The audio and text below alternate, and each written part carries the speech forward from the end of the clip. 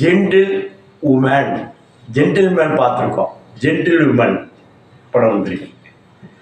நம்மள பல ஊர்களில் சேர்ந்தவங்க என்ன சொல்கிறோம், நான் பெரிய வீர பரம்பரையாக்கும், ஆண்ட பரம்பரையாக்கும், நோண்ட பரம்பரையாக்கும்னு ஆண்கள் பேசிக்கிறோம்.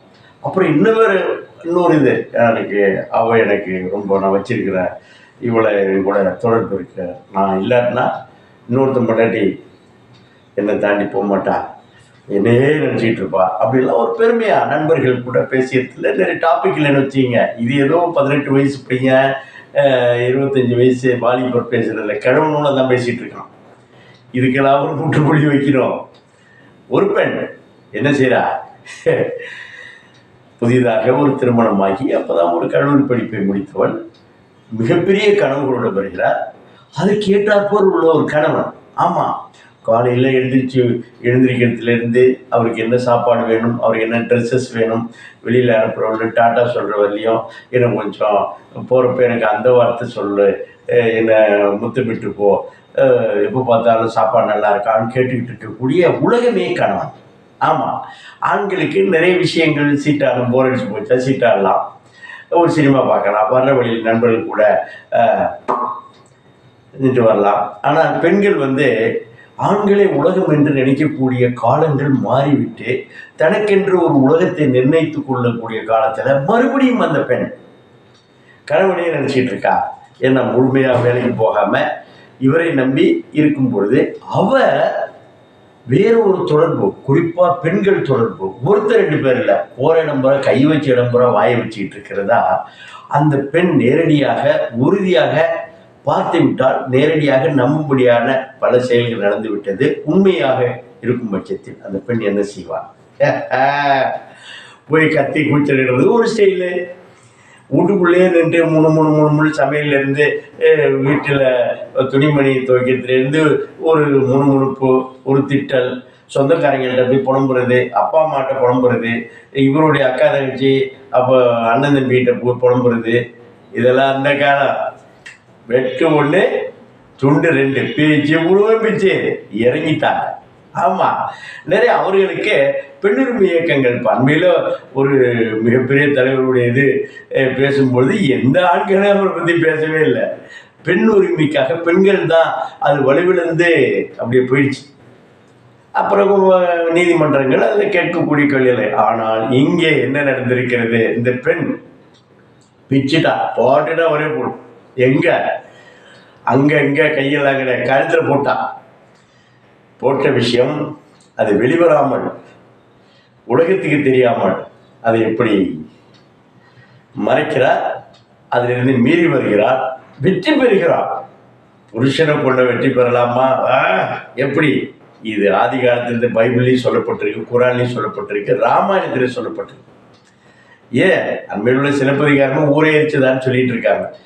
இந்த திரைப்படத்தில் ஒரு மறு வடிவம் எடுத்து வந்திருக்கிறார் அந்த பெண். ஆமாம், யாரு?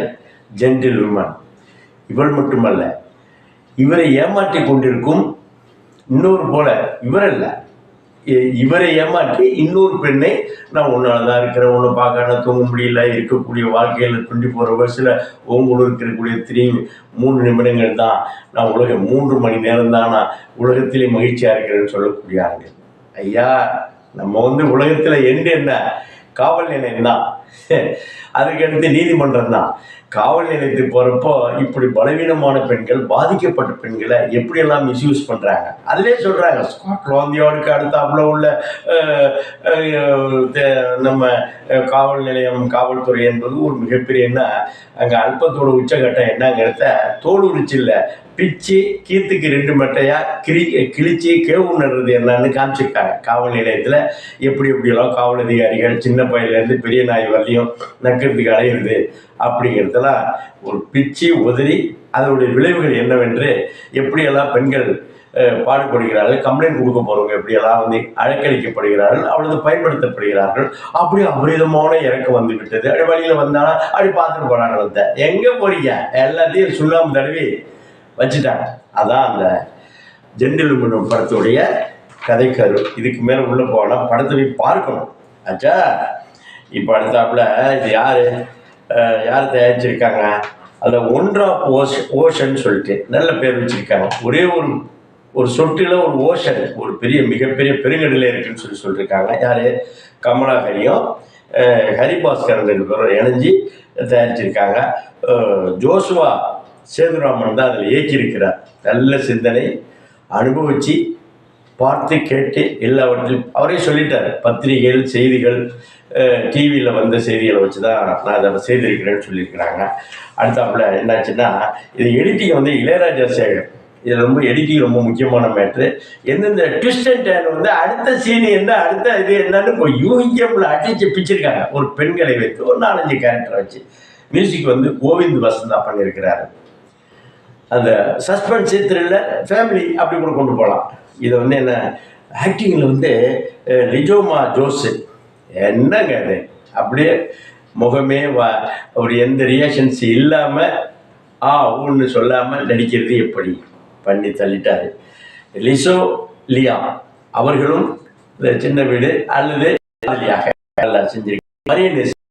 என்னாச்சுன்னா ஹரிகிருஷ்ணன் வந்து அது என்ன வந்து அந்த ரியாக்ஷன்ஸில் இல்லாமல் உலகத்தில் இருக்க திருட்டுத்தனம் முள்ள மாதிரி முடிச்சு வைக்க வேலைகள் எல்லாத்தையும் எப்படி பண்ணலாம் செஞ்சுருக்காங்க. இப்போ எல்லாம் நம்ம டிவியிலே உட்காந்துட்டு எப்போ பார்த்தாலும் மூக்கை சிந்திக்கிட்டு அப்புறம் காய்கறி வெட்டிக்கிட்டு எல்லாம் பண்ணிட்டு இருக்கிறதுக்கு பதிலாக தியேட்டருக்கு இழுத்து விட்டுறோம். அதான் அவர்கள் தொடர்பான மேட்டரை இழுத்துட்டு வந்தால் எப்படி இருக்குன்னு பார்த்தாங்க.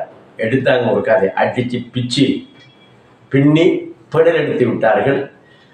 அதாவது வெட்டுப்புத்து என்பதை விட சூப்பராக பட்டை கிளப்பியிருக்காங்க. குடும்பம், குடுத்தனம், பெண்ணை பெற்றவர்கள், பெண்கள், பெண்ணின் கூட பிறந்தவர்கள் பார்க்கலாம். குடும்பத்தோடு போய் பார்க்கலாம். வாழ்த்துக்கள்.